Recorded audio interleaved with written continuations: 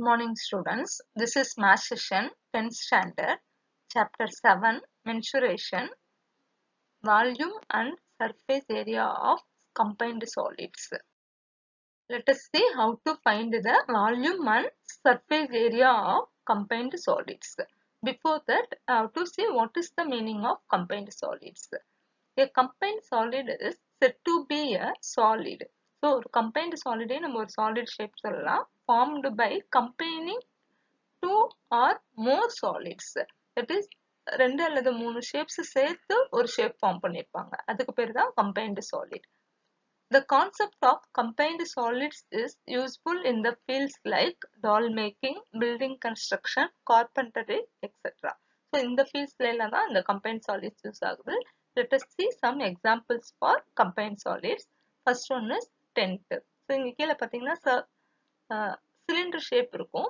இங்க மேலே பார்த்தோம்னா cone shapeல இருக்கும். அதே மாதிரி ஐஸ்கிரீம்ல கீழே cone shape இருக்கும், மேலே hemisphere shape இருக்கும். Then capsule இந்த டேப்லெட் சாப்பிடுவாங்கல்ல, that is. So, இங்க நடுவுல பார்த்தீங்கன்னா cylinder shape இருக்கும். இந்த ரெண்டு கார்னர்ஸ்லயும் hemisphere shape அட்டாச் பண்ணிருக்க மாதிரி இருக்கும். அதே மாதிரி tanjore doll. So, கீழே hemisphere இருக்கும், மேலே வந்து cone shapeல இருக்கும். So, these are all the examples for combined solids. To calculate the surface area of the combined solid, we should only calculate the areas that are visible to our eyes. Suppose நம்ம இதோட surface area எல்லாம் கண்டுபிடிக்கணும் அப்படின்னா எந்தெந்த பார்ட்ல நமக்கு விசிபிளா இருக்கோ அதை மட்டும் தான் கால்குலேட் பண்ணணும்னு சொல்லியிருக்காங்க. That is, note that we are leaving the base area of both the cone and the hemisphere since both the bases are attached together and not visible. That is, இப்போ இங்க பாத்தீங்கன்னா இந்த கோனோட பேஸும் இந்த ஹெமிஸ்பியரோட பேஸையும் சேர்த்து தான் இந்த டால் மேக் பண்ணிருக்காங்க. So that is not visible. So அப்போ அந்த ஏரியா சர்ஃபேஸ் ஏரியா கண்டுபிடிக்கும் போது ஸோ அந்த சர்க்குலர் பேஸ் இருக்கிற ஏரியாவை கால்குலேட் பண்ணக்கூடாதுன்னு சொல்றாங்க.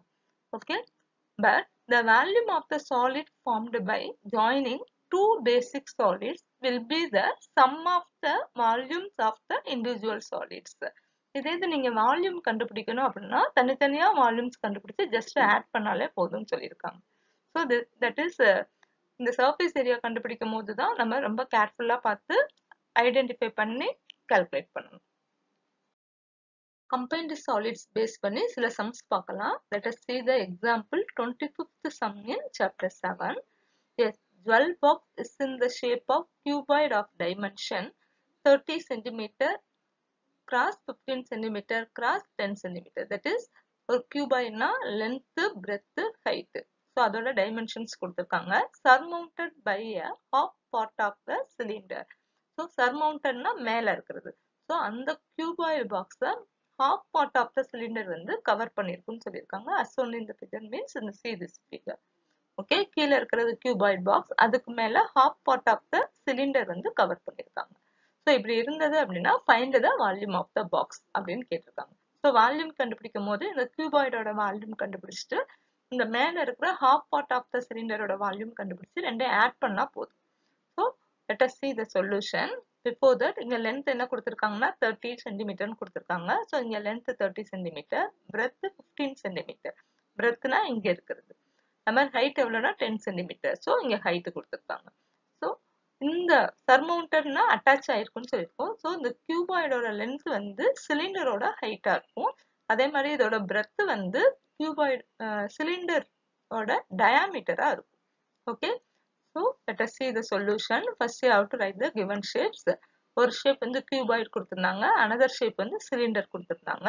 கியூபாய்டில் என்னென்னலாம் கொடுத்திருந்தாங்க அப்படின்னா லென்த் கொடுத்திருக்காங்க 30 சென்டிமீட்டர்னு, பிரெத் 15 சென்டிமீட்டர்னு கொடுத்திருக்காங்க, ஹைட் வந்து 10 சென்டிமீட்டர். ஸோ இங்க ரெண்டுலயுமே ஹைட் இருக்கனால நம்ம H1 H2ன்னு எடுத்துக்க போறோம். ஓகே, சிமிலர்லி சிலிண்டர்ல பார்த்தோம் அப்படின்னா ரேடியஸ்க்கு பதிலாக தான் இங்க இதோட பிரெத்தை நம்ம டயாமீட்டரா கன்சிடர் பண்ணிக்கணும். ஸோ அப்படின்னா ரேடியஸ் கண்டுபிடிச்சோம்னா by 2 போடணும். ஸோ ரேடியஸ் வந்து 15/2. அதே மாதிரி இதோட ஹைட் பார்த்தீங்க அப்படின்னா H2ன்னு எடுத்திருக்காங்க. That is length of the cuboid தான் வந்து height of the cylinder இருக்கும். So that is H2 equal to 30 centimeter. Now the volume of the box is equal to volume of the cuboid plus half into volume of the cylinder. ஏன்னா சிலிண்டர்ல half portions தான் இருக்கு. So volume of the cylinder என்ன answer கண்டுபிடிக்கிறோம்னா அதுல half value தான். So இப்போ அதுக்குரிய formula substitute பண்ணியிருக்காங்க. வால்யூம் ஆஃப் த கியூபாய்டுக்கு என்ன ஃபார்முலானா length into breadth into height. அதோட ஹைட் நம்ம h1 எடுத்திருக்கனால இங்க h1 ரெப்ரசென்ட் பண்ணியிருக்காங்க. அது மாதிரி சிலிண்டருக்கு என்ன ஃபார்முலா அப்படின்னா πr ஸ்கொயர் h. ஓகே, இங்க ஹாஃப் இருக்கிறதுனால இங்க முன்னாடி ஹாஃப் போட்டிருக்காங்க. Pi into R square into அதோட ஹச்சுங்கிறத h2 ரெப்ரசென்ட் பண்ணியிருந்தனால h2 போட்டிருக்காங்க. வேல்யூங்கிறதுனால கியூபிக் யூனிட்ஸ் போட்டிருக்காங்க. ஸோ இப்போ அந்த கிவன் டேட்டாஸ்லாம் எடுத்துட்டு வந்து இந்த ஃபார்முலாவில் சப்ஸ்டிட் பண்ணணும். சப்ஸ்டிட் பண்ணி கால்குலேட் பண்ணீங்கன்னா for the first one we will get the answer as 4500 plus இந்த இதோட ஆன்சர் என்ன வரும் அப்படின்னா 2651.79. ஸோ இதை ஆட் பண்ணோம் அப்படின்னா 7151.79 வரும். இங்க எல்லாமே சென்டிமீட்டர்ஸ்ல கொடுத்திருந்தனால how to write the answer as centimeter cube. Therefore the volume of the box is 7151.79 centimeter cube. So this is the answer for this sum. Let us see the example 26th sum in 7th chapter. Arul has to make arrangements for the accommodation of 150 persons for his family function. So அருள்ங்கிற ஒரு person வந்து அவங்க ஃபேமிலியில நடக்கிற ஃபங்க்ஷனுக்கு 150 persons accommodate பண்ற மாதிரி ஒரு arrangement பண்றாங்க. For this purpose he plans to build a tent. So அவங்க ஒரு டென்ட் கன்ஸ்ட்ரக்ட் பண்ண போறாங்க which is in the shape of cylinder surmounted by a cone. That is surmounted by a cone னா கீழே சிலிண்டர் ஷேப் இருக்கும், அதுக்கு மேல cone shape இருக்கும். ஓகேவா? ஸோ டென்ட் வந்து அந்த ஷேப்ல இருக்கும்னு சொல்லியிருக்காங்க. இங்க பர்டிகுலரா சர்மவுண்டட் அப்படின்னா பேஸ் ஆஃப் த சிலிண்டரும் கோனோட பேஸும் ஈக்குவலா இருக்கும்னு அர்த்தம். Okay, each person occupies 4 square metre of the space on the ground. So அதுல ஒரு பர்சன் வந்து கிரவுண்ட்ல எவ்வளவு ஸ்பேஸ் ஆக்குபை பண்றாங்க அப்படின்னா 4 மீட்டர் ஸ்கொயர்னு கொடுத்துருக்காங்க. And 40 cubic meter of air to breathe. So அவங்க ஏர் எவ்வளவு வேணும் அப்படின்னா ஒரு ஆளுக்கு 40 மீட்டர் கியூப்னு சொல்லியிருக்காங்க. What should be the height of the conical part. So cone இருக்கிற பார்ட்டோட ஹைட் மட்டும் என்னன்னு கேட்டிருக்காங்க. Of the tent if the height of the cylindrical part 8 metre. So cylindrical பார்ட்டோட ஹைட் வந்து 8 மீட்டரா இருந்தா அதுக்கு மேல இருக்கிற கோனோட ஹைட் என்னவா இருக்கும் கேட்டிருக்காங்க. That is the question. Okay, let us see the solution. First we have to write the given shapes. என்னென்ன கொடுத்திருக்காங்கன்னா cylinder shape கொடுத்திருக்காங்க. Next one is cone shape கொடுத்திருக்காங்க. சிலிண்டர்ல ஹைட் மட்டும் தான் கொடுத்திருக்காங்க 8 மீட்டர் அப்படின்னு. கோனோட ஹைட் தான் கண்டுபிடிக்க சொல்லியிருக்காங்க. See this diagram. So இதுதான் அந்த டென்ட். தட் இஸ் கீழே வந்து சிலிண்டர், மேல வந்து கோன், சர்மவுண்டட்னு சொன்னனால பேஸ் ஆஃப் த சிலிண்டரும் பேஸ் ஆஃப் த கோனும் சேமா இருக்கும். ஓகே, இதுல இந்த சிலிண்ட்ரிக்கல் பார்ட்டோட ஹைட் மட்டும் 8 மீட்டர்னு கொடுத்துருக்காங்க. கோனோட ஹைட் மட்டும் கண்டுபிடிக்கணும். ஸோ அது கொஸ்டின் மார்க் போட்டுருக்கோம். So this is the diagram for this sum. So if area for one person எவ்வளோ சொல்லியிருந்தாங்க அப்படின்னா 4 square metre, that is 4 metre square சொல்லியிருந்தாங்க. So total number of persons எவ்வளோனா 150. Therefore total base area, so கீழே இருக்கிறதுல எவ்வளோ area வந்து cover பண்ணியிருப்பாங்க அப்படின்னா 150 into 4, that is 600. Base area வந்து என்ன ஷேப்ல இருக்கும்னா சர்க்கிள்ல இருக்கும். So area of the circle ஃபார்ம்ல அப்ளை பண்ணியிருக்காங்க. That is pi R square value is equal to 600. இந்த 600 எப்படி வந்ததுன்னா 150யோட 4 மல்டிப்ளை பண்ணி எழுதியிருக்காங்க. How to mark this as the first equation. Next is volume of air required for one person எவ்வளவு கொடுத்திருந்தாங்க அப்படின்னா 40 மீட்டர் கியூப்னு சொல்லியிருந்தாங்க. ஸோ அதான் எழுதியிருக்காங்க. இங்க டோட்டலா எவ்வளவு பர்சன்ஸ் இருக்க போறாங்க அப்படின்னா 150 persons. Therefore, total volume of air required for 150 persons is 150 into 40 is equal to 6000 meter cube. So, total volume of air அப்படிங்கிறப்ப இங்க எவ்வளவு ஏர் ஆக்குபை ஆயிருக்கும் அப்படின்னா அந்த சிலிண்டரோட பார்ட்லயும் ஆக்குபை ஆயிருக்கும், கோனிக்கல் பார்ட்லயும் ஆக்குபை ஆயிருக்கும். ஸோ அதோட ரெண்டு வால்யூமே ஆட் பண்ண போறோம் ஃபார்முலாஸ் அப்ளை பண்ணி. தட் இஸ் சிலிண்டரோட வால்யூம் என்னன்னா πr ஸ்கொயர் ஹச். அதோட ஹைட் வந்து நம்ம h1 எடுத்திருந்தனால இங்க h1 மென்ஷன் பண்ணியிருக்காங்க. Plus 1/3 into π r square h2 இதுங்கிறது கோனோட volume. Okay, is equal to total எவ்வளவு கொடுத்திருந்தாங்கன்னா கண்டுபிடிச்சிருக்கோம் அப்படின்னா 6000 கண்டுபிடிச்சிருக்கோம். இதுல r வேல்யூ வந்து சேம். ஓகே, ரெண்டுலயுமே h1 வந்து தெரியும், h2 தெரியாது, அதுதான் கண்டுபிடிக்க போறோம்.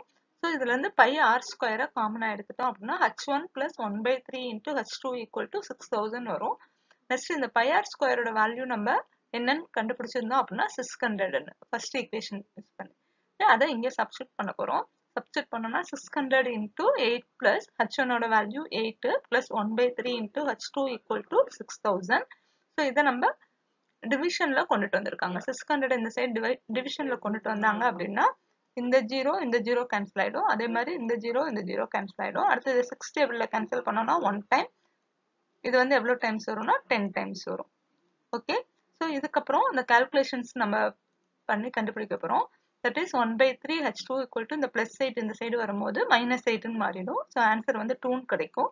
நெக்ஸ்ட் இங்க பைல 3 இருக்கிறத இங்க கிராஸ் மல்டிப்ளை பண்ணோம்னா 2 into 3, therefore h2 equal to 6 meter. So that is the answer for this sum. Therefore finally you have to write the height of the conical tent is 6 meter. Let us see the example 27th sum in 7th chapter. A funnel consists of a frustum of a cone attached to a cylindrical portion 12 cm long attached at the bottom. So ஒரு funnel இருக்கு. அதுல மேல இருக்கிற portion வந்து frustum shape-உம் கீழே இருக்கிற portion வந்து cylindrical portion-ஆவும் இருக்கு. அதோட length எவ்வளவு கொடுத்திருக்காங்க அப்படின்னா 12 cm கொடுத்திருக்காங்க. If the total height be 20 cm. So cylindrical portion-ஓட height வந்து 12ன்னு சொல்லிட்டாங்க. ஸோ அப்படின்னா ஃப்ரஸ்டமோட ஹைட் என்னவா இருக்கும்னா இந்த 20 minus 12னா 8ன்னு இருக்கும். Diameter of the cylindrical portion is 12 centimetre. So cylindrical போர்ஷனோட டயாமீட்டர் என்ன கொடுத்துருக்காங்க அப்படின்னா 12ன்னு கொடுத்துருக்காங்க. ஸோ நம்ம அதுல இருந்து ரேடியஸ் கண்டுபிடிச்சோம்னா 6 சென்டிமீட்டர்னு வரும். And the diameter of the top of the funnel be 24 centimetre. So ஃபனலோட டாப்ல இருக்கிற டயாமீட்டர் 24ன்னு கொடுத்துருக்காங்க. ஸோ அதுல இருந்து ரேடியஸ் கண்டுபிடிச்சோம்னா 12. ஸோ இந்த ஃப்ரஸ்டம்ல that is bottom of the frustum அந்த ஃபனல்ல எதுக்கு ஈக்குவலா இருக்கும் அப்படின்னா சிலிண்ட்ரிக்கல் போர்ஷனோட ரேடியஸ்க்கு ஈக்குவலா இருக்கும். ஏன்னா அதோட தானே அட்டாச் பண்ணியிருப்பாங்க. So find the outer surface area of the funnel. So இதுதான் question. Let us see the solution. So first என்னென்ன ஷேப்ஸ் கொடுத்துருக்காங்கன்னு பார்க்கலாம். ஃபர்ஸ்ட் வந்து ஃப்ரஸ்டம் கொடுத்துருக்காங்க. அடுத்து சிலிண்டர் ஷேப் கொடுத்துருக்காங்க. ஃப்ரஸ்டம்ல ரேடியஸ் வந்து என்ன அப்படின்னா கேபிட்டல் ஆர் வந்து 12 சென்டிமீட்டர், ஸ்மால் ஆர் வந்து 6 சென்டிமீட்டரா இருக்கும். இது எப்படி கண்டுபிடிச்சிருப்பாங்க அப்படின்னா சிலிண்டர் ஷேப்போட ரேடியஸ் அதுக்கு ஈக்குவேட் பண்ணிருப்பாங்க. அடுத்து h1 height of the frustum எவ்வளவு இருக்குன்னா டோட்டல் ஹைட் 20ன்னு கொடுத்திருந்தாங்க. அதே மாதிரி சிலிண்ட்ரிக்கல் போர்ஷனோட ஹைட் 12 கொடுத்திருந்தாங்க. ஸோ ரிமைனிங் அப்படிதான், அதுதான் வந்து ஃப்ரஸ்டமோட ஹைட்டா இருக்கும். That is 8 centimetre. ஸோ அதுல இருந்து நம்ம ஸ்லாண்ட் ஹைட் கண்டுபிடிக்க போறோம். ஸ்லாண்ட் ஹைட் ஃபார்முலா என்னன்னா square root of capital R minus small r the whole square plus h1 the whole square. So values substitute பண்ணி கண்டுபிடிச்சோம் அப்படின்னா we will get square root of 100. So slant height என்ன கிடைக்கும்னா 10 cm கிடைக்கும். அடுத்து சிலிண்டர்ல பார்த்தோம்னா அதோட ரேடியஸ் வந்து 6 cm, இங்க டயாமீட்டர் 12 cm கொடுத்திருந்தனால ரேடியஸ் 6 cm எழுதியிருக்கோம். h வந்து that is height, இங்க ஏற்கனவே ஒரு ஹைட் இருக்கனால h1 ரெப்ரசென்ட் பண்ணிருக்காங்க. சிலிண்டரோட ஹைட் h2 ரெப்ரசென்ட் பண்ணிருக்காங்க. that is 12 cm. See, this is the diagram for this sum. So மேல இருக்கிற ஷேப் வந்து ஃப்ரஸ்டம், அது வந்து எதோட அட்டாச் ஆயிருக்கு அப்படின்னா பாட்டம்ல சிலிண்டரிக்கல் ஷேப்போட அட்டாச் ஆயிருக்கு. ஸோ சிலிண்டரோட ரேடியஸ் வந்து 6 centimetre, that is equal to the ஃப்ரஸ்டமோட பேஸ் ரேடியஸ். ஓகே, ஈக்குவலா இருக்கும். அதே மாதிரி டாப்ல இருக்கிற டயாமீட்டர் 24ன்னு கொடுத்திருந்தனால அதோட radius 12 centimetre. So total height வந்து 20ன்னு கொடுத்திருந்தாங்க. சிலிண்டரிக்கல் போர்ஷனோட ஹைட் 12 சென்டிமீட்டர். ஸோ ரிமைனிங் இங்க இருக்கிற ஃப்ரஸ்டமோட ஹைட் என்னவா இருக்கும்னா 8 சென்டிமீட்டர்.